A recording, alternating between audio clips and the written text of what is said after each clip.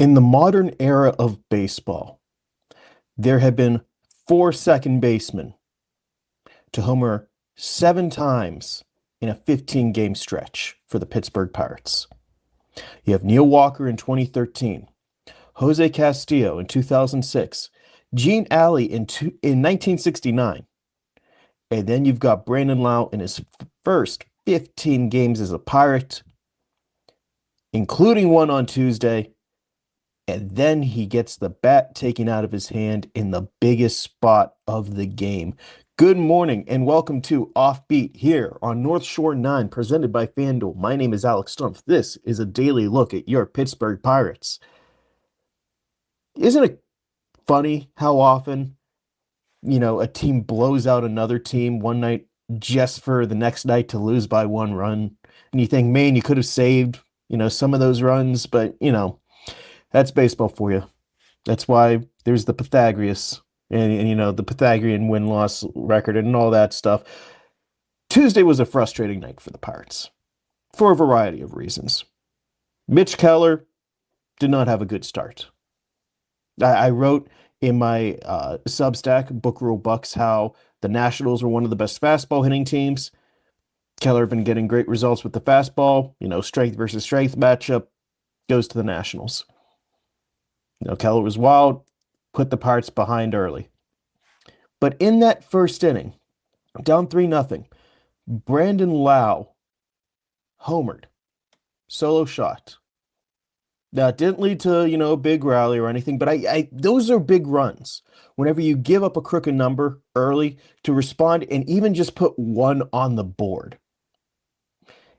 gives you some footing, gives you a chance to be like, hey, this isn't going to be a blowout. We're still going to be in this. That was a big run.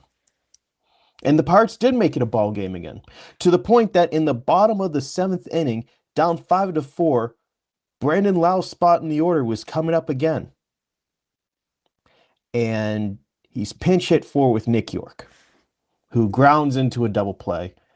And then Nick Yorke in the bottom of the 9th with 2 runners on, game-winning run on base, again, does not come through in that situation. Now, I want to start, before we really get into the nuts and bolts here, I'm not throwing Nick Yorke under the bus. He's been swinging a good bat. For the same Substack, I wrote about how he's putting the bat to the barrel. He's not whiffing against fastballs anymore. He's using his whole body. Last year, he would just throw his hands at the ball, and it didn't lead to some good contact. He's getting much better contact right now. Like on Monday, he didn't join the hit parade. Pirates, he goes 0 for 6, but he drove a couple balls to, the gaps, balls that had like that 500 expected batting average. 50-50 balls just didn't go his way. He easily could have had 2 or 3 hits on the night. Is what it is. Sometimes it doesn't work out. And that double play that he hit into on Tuesday, that ball well over 100 miles per hour off the bat, hit it well, another 50-50 ball. The shift got him. The shift got him. It happens. I'm not criticizing the swings because he's taking good swings right now, even if, this series he hasn't had a hit to show for it. Why was he batting? Don Kelly talked about, he liked the matchup. And yeah, it is a left on left with Brandon Laauo, who traditionally does not have good results against left-handed pitching. Last year, he batted 194 against left-handed pitching, 548 OPS. Not going to get the job done. I get that. That was last year, though. On Tuesday, that first inning home run was off of a lefty. So it's not like, it's an automatic out. You just need a good at-bat in that situation. You just need a fly ball. You just need a walk, a base hit. There's a lot of different ways to either tie the game or give your team the lead. And they took the bat out of the hottest hitter on this team. One of Don Kelly's big themes ever since he took over as manager, but really hammering it home in post-game press conferences, in pre-game scrums, just talking to players. It's been earning respect. That's been the theme. And I will give him credit. I think that's a good rallying cry. That's not, we got to win in the margins. No, earn it. Earn your respect. Earn your spot in the big leagues. Earn your playing time. Brandon Lowe has.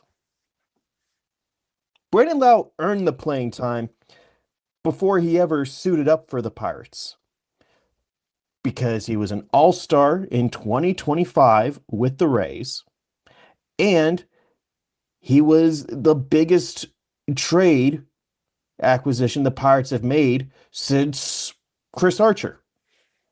That was a big swing. That was a big trade that they tried to pull off, and he was the face of it, and he has been excelling so far.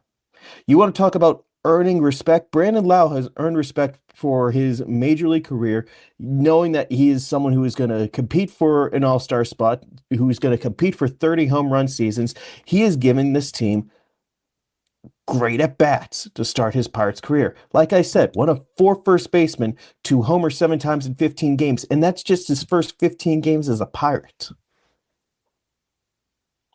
We talked in a previous podcast how he has the potential, at least in my eyes, to have one of the greatest, if not the greatest, offensive season for second baseman in franchise history. He's definitely on pace for it now. I don't think he's going to keep this, 60 homer pace or whatever he's on right now, but he's on a really good pace to be the impact bat that this team needs. And impact bats it's not just hitting 30 home runs. It's giving good long at-bats. It's providing protection in the lineup for Oneil Cruz and set the table for Bryan Reynolds. It's lengthening the lineup. He's done that this year. And I get it was a left on left, and he's not great against left-handers, but man, dance with who brought you there. This game could have gotten out of hand real early on, but he put his foot down. He hit that home run, a left on left, a really good swing, and that started to set the stage for, okay, the Pirates aren't just going to roll over today. Crooked number, that's tough. Let's go try to build something. And he just provided an instant answer. Yeah, they were still down by 2, but it sent a message to his team saying, we can hang in there. He and O'Hearn were 2 really big additions this winter. And they've talked about what it just takes to win. You need to roll with those type of guys. Even if it is a lower percentage chance. Now, this is the analytics guy saying you could go with the lower probability here. I get from probably a strictly mathematical standpoint, Nick Yorke had a better chance of driving in a run than Brandon Lowe in that spot. From a strictly mathematical, because you got right on left, Nick Yorke has been doing a great job getting the bat to the ball against fastballs. He's using his whole body. He's putting together good swings. And like I said, he did drive a ball well over 100 miles per hour.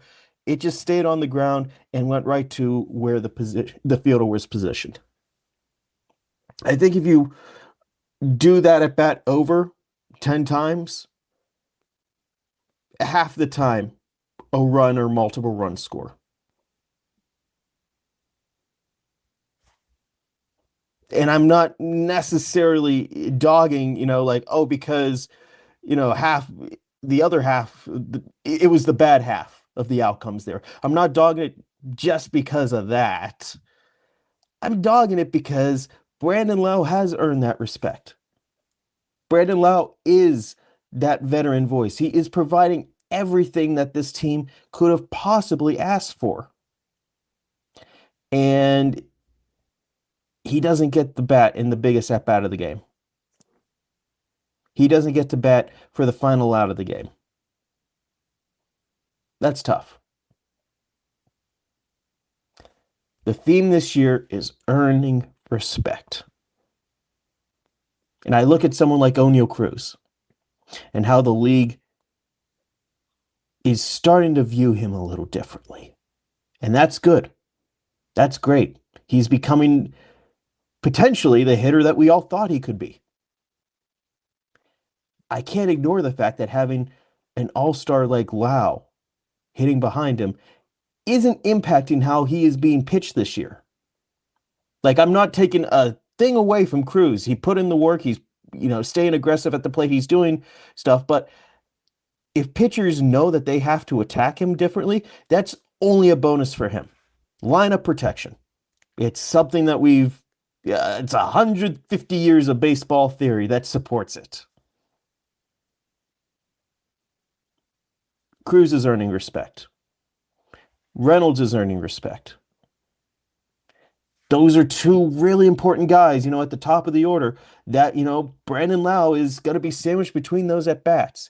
And he's going to give a good at-bat. Even if he's going to make an out, he is usually going to see pitches. He is usually going to give Reynolds something to gleam, or, the way that Lowe gets something from a Cruz at-bat, even if he makes an out. He's going to see how the pitcher attacks, what stuff he has, how long the at-bat can go.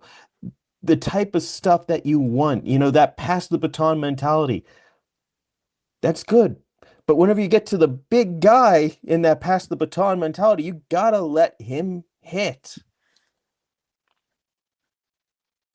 That was a puzzling pinch hit at bat. And to the Nationals' credit, they stuck it with the left on left or left on right matchup against Nick Yorke. They just rolled with it, and that 50-50 outcome, at least by math 50-50, it worked out in the Nationals' favor. And the Nationals were able to respond from, an 11 run, beat down the night before to come back, hold on to a lead, win a 1-run game with a bullpen that's not exactly that great. But they followed through. It's one game out of 162. The Pirates can still win the series. They're putting together good at-bats. They are putting together runs. Keller had an off day, but he's been solid this season. There's a lot of reasons why, you don't overreact over one game, and you don't overreact over one managerial decision. If that situation comes up again, though, Laauo was one of the big acquisitions, one of the biggest acquisitions we have seen this organization make in years. He's an all-star. He doesn't have to be pinch hit for. This isn't, the bottom of the order, just try to get, that left on right matchup late. No, this is the top of your order. This is one of your biggest acquisitions of the offseason. This is one of the top hitters in the National League. He is right behind Jordan Walker for home runs. You don't need to take the bat out of his hands. Thank you so much for listening to OffBeat here on North Shore 9, presented by FanDuel. If you haven't already, be sure to subscribe wherever you find fine podcasts, or if you want to see my smiling face, check it out on YouTube. Thank you so much for listening. We'll talk again tomorrow. All right, that wraps up this episode of North Shore 9. Thanks so much for tuning in, whether you're listening on the podcast or catching us on YouTube. If you enjoyed the show, please give this video a thumbs up, and don't forget to hit that subscribe button if you haven't already. It really helps us grow. And if you're listening on the podcast, a quick review goes a long way in helping others find the show. Plus, be sure to tell a friend about us. There's always room for more here in the NS9 community. And for those looking to support us a little more, consider joining our Patreon, become an MVP member, and get exclusive perks while helping us continue to bring you more of the Pirates content you love. Thanks again for all your support, and let's go Bucks.